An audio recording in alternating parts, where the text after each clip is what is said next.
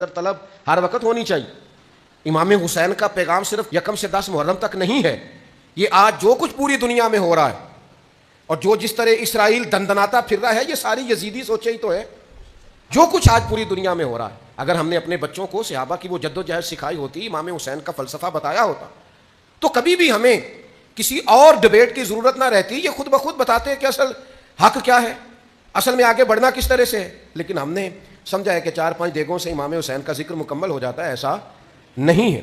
تو ایک مقصد حیات، پھر اس مقصد کے تحت ضروری نہیں کامیابی بھی ملے، یہ بھی ضروری نہیں کہ آپ جیت کے ہی سوئے۔ ہر آدمی کا جیتنا ضروری نہیں ہوتا، لڑنا ضروری ہوتا ہے۔ 14 صحابہ بدر میں شہید ہو گئے تھے، انہوں نے تو مکہ فتح ہوتے نہیں دیکھا، لیکن فتح مکہ میں سب سے زیادہ کردار ان 14 لوگوں کا ہے جو بدر میں شہید ہوئے۔ وہ کامیابی کی پہلی سیڑھی بنے تھے۔ جو 70 صحابہ احد میں شہید ہو گئے تھے، انہوں نے مکہ فتح ہوتے نہیں دیکھا میرے دوستو۔ انہوں نے وہ بلندیاں، وہ عروج، وہ بڑے بڑے مال غنیمت کے ڈھیر انہوں نے نہیں دیکھے۔ جو اسلام کے پاس بعد میں قوت آئی، دولت آئی، وسائل آئے، وہ انہوں نے نہیں دیکھے۔ لیکن حضرت امیر حمزہ کا خون کبھی اسلام میں بھلایا نہیں جا سکتا، حضرت عبداللہ بن جہش کی دعائیں بھلائی نہیں جا سکتی، حضرت سعد بن معاذ کا جذبہ بھلایا نہیں جا سکتا، حضرت مصعب ابن عمیر نے اس طرح جان قربان کی تھی کہ آخری وقت کفن بھی پورا موجود نہیں تھا۔ تو کیا بھلائے گی تاریخ ان لوگوں کو؟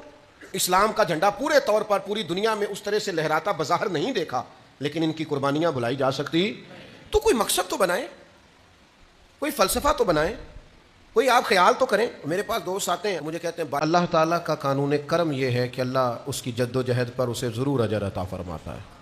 قرآن مجید نے ارشاد فرمایا والذین جاہدوا فینا، فرمایا وہ جنہوں نے ہماری راہ میں کوشش کی، جنہوں نے ہمارے رستے میں جد و جہد کی، لنہدینہم سبلنا، ہم اسے ضرور رستہ عطا فرمائیں گے۔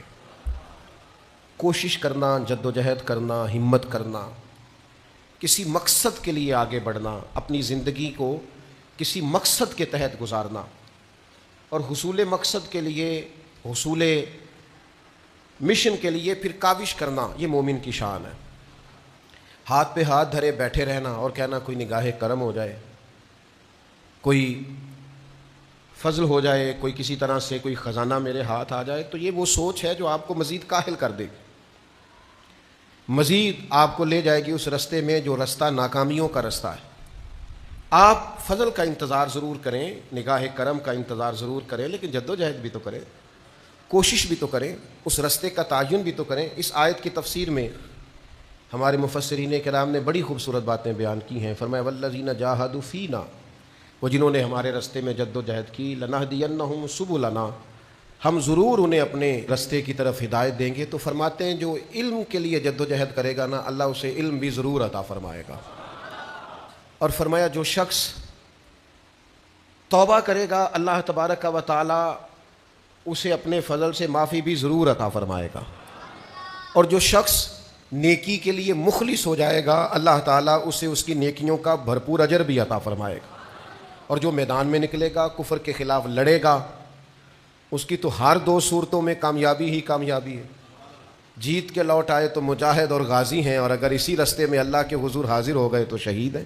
تو آپ کوشش جاری رکھیں، جد و جہد اپنی زندگی میں، کوئی بھی مقصد اپنے ہاتھ لگائیں، پھر اس کے لیے کاوش کریں اور بھرپور جد و جہد کریں، بے مقصد زندگی نہ گزاریں۔ آپ کو پتہ ہے بعض دنیاوی چیزوں میں بعض لوگ الجھ کے رہ جاتے ہیں، کیوں؟ ان کا کوئی مقصد نہیں ہوتا زندگی کا۔ بعض لوگوں کو شہرت کی بڑی عجیب و غریب قسم کی ہرس ہوتی ہے، وہ سارا وقت اپنا ضائع کر دیتے ہیں، نہ عبادت، نہ روحانیت، نہ تقویٰ، نہ کوئی کسی قسم کی باطنی کیفیات، بس میں بھی ہوتا ہوں، میرا بھی ایک نام ہوتا ہے، ساری زندگی ضائع ہو گئی۔ اپنے لیے کوئی بہترین مقاصد تلاش کریں۔ آپ کے یہ جو چھوٹے موٹے جھگڑے ہوں گے، زندگی کے مسائل ہوں گے، یہ ویسے رستے میں رہ جائیں گے، آپ کو محسوس ہوگا یہ ہے ہی نہیں۔ لوگ جد و جہد کرتے تھے، صحابہ چلتے تھے، میلوں کا سفر، مہینوں کا سفر ہوتا تھا، پیروں میں چھالے پڑ کر ٹوٹ جاتے تھے۔